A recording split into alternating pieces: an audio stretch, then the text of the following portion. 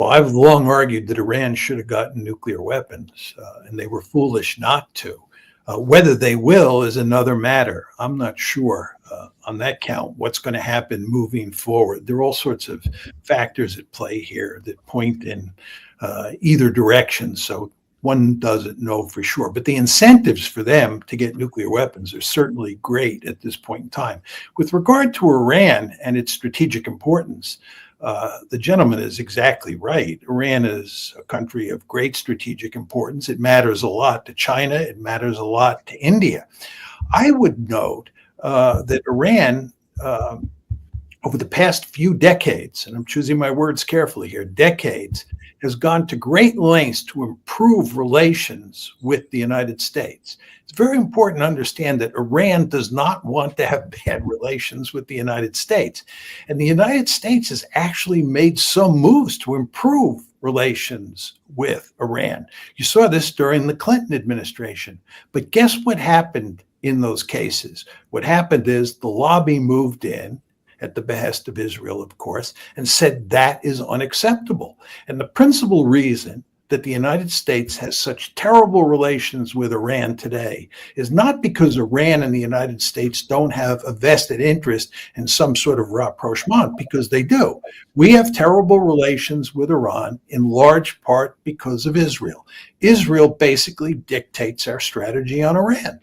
The truth is that the Israeli leaders are not what one would call strategic geniuses, and they've gotten themselves into a whole heck of a lot of trouble. And Israel Katz is not the smartest guy in that leadership group. And I think that when he's talking about going back after Iran, he's making arguments that do not make good strategic sense. You want to remember there are a lot of people in Iran today who believe that Iran should not have agreed to the ceasefire.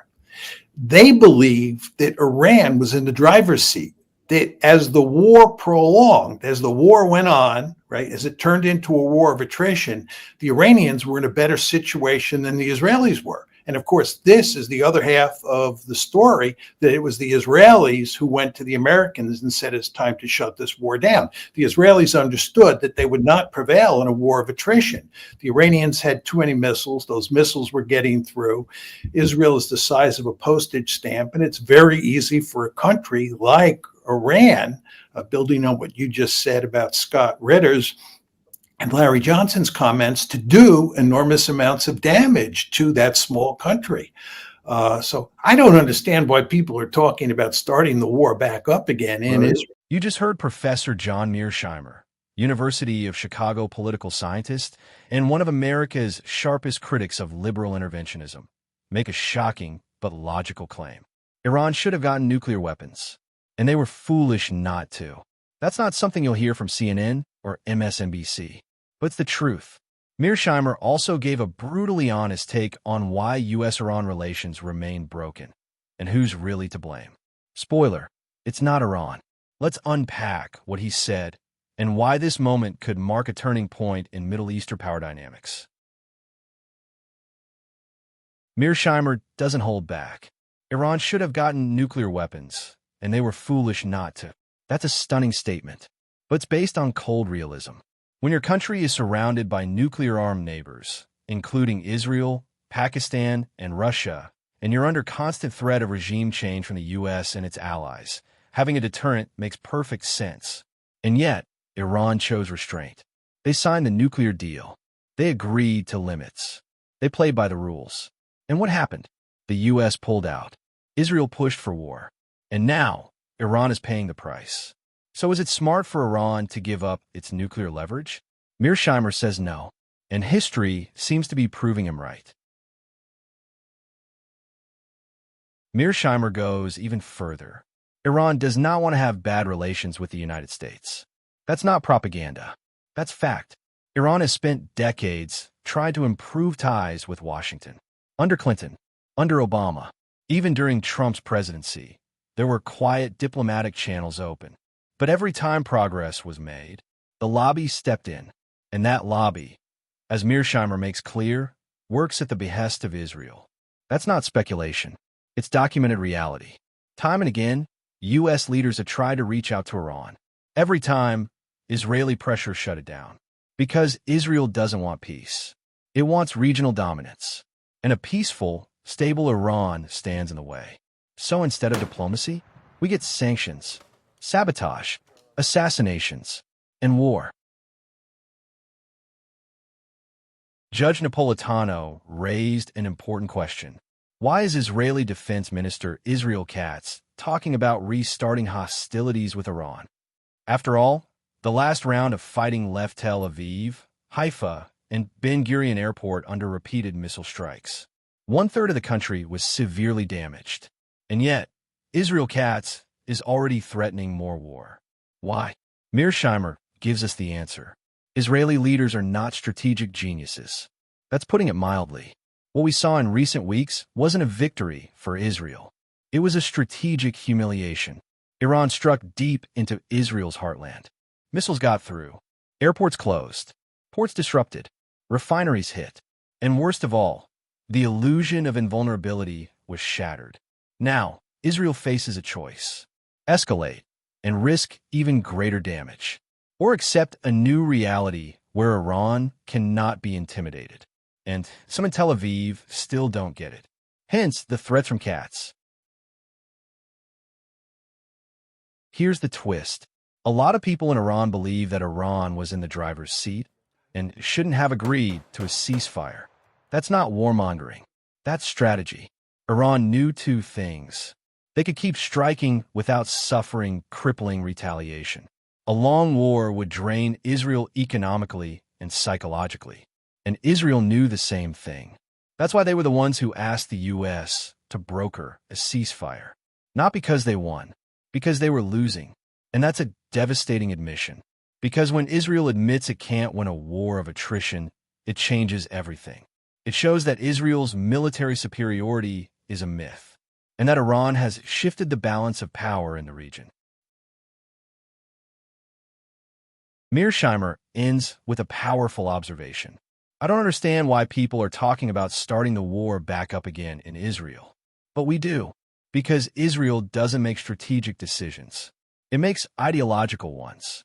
And those decisions are backed by a powerful lobby inside Washington that ensures U.S. foreign policy serves Israeli interests, not American ones. Meanwhile, China and India watch closely, knowing that Iran is becoming a key player in a multipolar world. And the global South sees what happens when a nation dares to resist Western control. Iran didn't back down, and it survived. That sends a message to Syria, to Lebanon, to Yemen, to Russia, to China, and to every country watching Washington fail to manage the consequences of its own policies. In conclusion, John Mearsheimer gives us a rare and unfiltered look at the real forces shaping the Middle East. Not peace, not diplomacy, but manipulation, miscalculation, and Israeli overreach. Iran proved it can strike hard and survive. Israel proved it can't win a war of endurance. And the U.S. proved it can't control anything anymore. Stay tuned for more analysis right here on The Informed Perspective.